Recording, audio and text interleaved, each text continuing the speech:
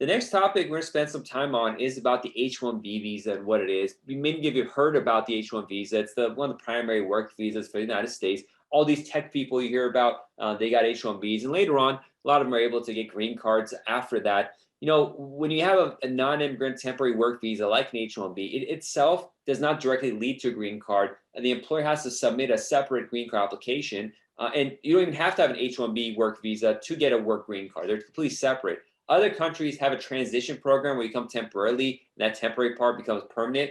But the US has, or you either do temporary, or you do permanent, or you do temporary, and while that's pending, you do permanent, but they're not attached together. So that's the first thing. But Anya, generally, who qualifies for an H-1B visa?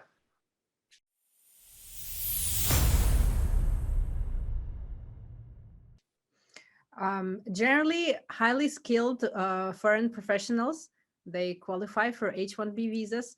Also, fashion models qualify for like special H-1, I think it's B3 subcategory, right?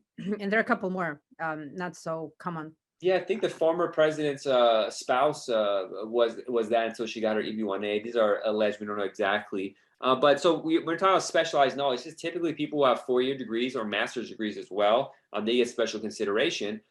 You got to be mindful, though. There are some countries who give, undergraduate, bachelor's degrees for 3 years, like in Southeast Asia. I'm sorry, South Asia, and we need to have a four-year degree. So sometimes you have to match up the three-year degree with the master's degree, or they allow work experience too. There's like a calculation of for every 4 years of work experience, you get 1 year of education equivalent. So there's some calculations and formulas you could do there. But if you have these education categories, and importantly, you have an employer that's going to file for you, you can potentially get into the green card lottery. So I get hundreds of emails asking, hey, I want to get a work visa. For most work visas in the United States, about 90% of them, you need to have an employer filing for you. So you need an employer that's going to say, I'm going to pay the fees. I'm going to submit the application on their behalf. It's not something you can do on your own. But one thing that happens is there's hundreds of thousands of people who want this visa, but there's not that many visas to go around. So they create what's called a lottery. Andy, could you help us understand how this lottery system works, and then add to that the new system that started 2 years or last year that they're doing right now with the raffle? Right. So the cap, there is a cap. What is the cap? When US Congress authorized only 65,000 of H-1B visas to be issued per year, plus 20 additional thousand H-1B visas are reserved for those who graduated from US higher institution of higher education with a master's or higher degree. Yeah. Okay.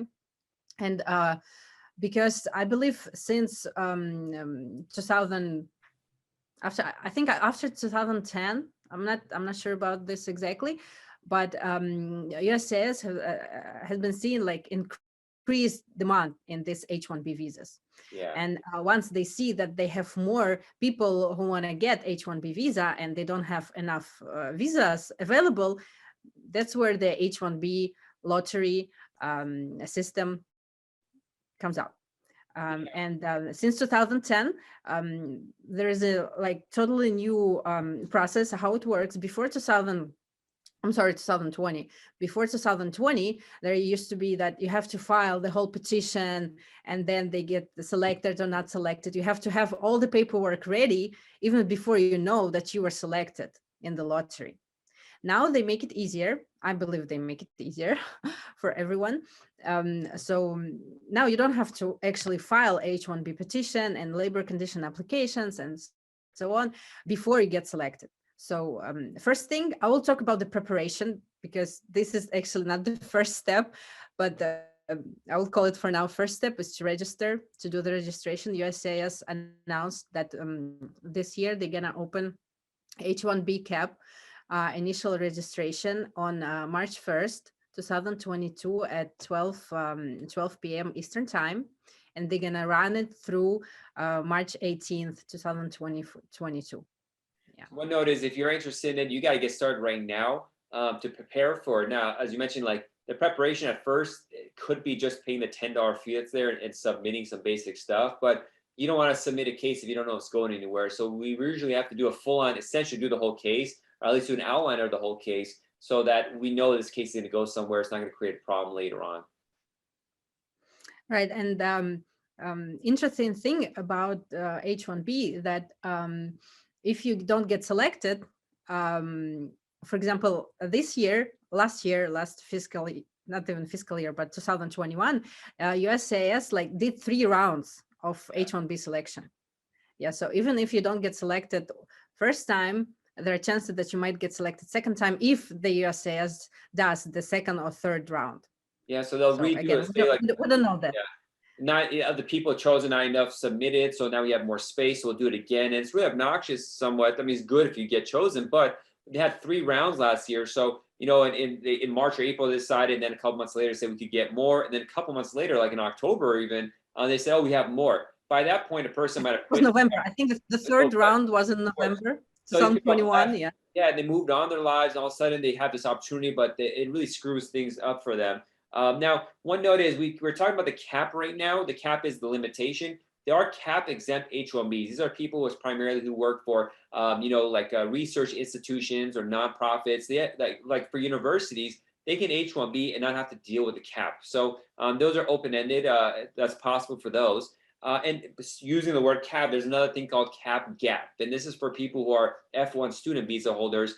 If you have an OPT, you're working and you file for H-1B, if your OPT ends, you could continue working until October 1st when the official start date for the H-1B begins. Because even if you submit the case in March, you're accepted, and H-1B is approved, you technically can't work on the H-1B until October 1st, but cap gap allows you to continue. However, if you're on F1 student visa and you're during the grace period, you're allowed to be in the United States for like 2 months, but you can't work. And that's when your H-1B gets chosen and you submit stuff. You cannot work. You have to, because the grace period doesn't allow you to work, but the grace period gets extended until October 1st. So you can stay here in the meantime to go. And these are people in the United States. If you're outside, you will need to do consular processing for an H-1B visa, submit form DS-160, and be subject to the delays and issues that could potentially pop up when you deal with the embassy. Administrative processing, the embassy not doing interviews or delays.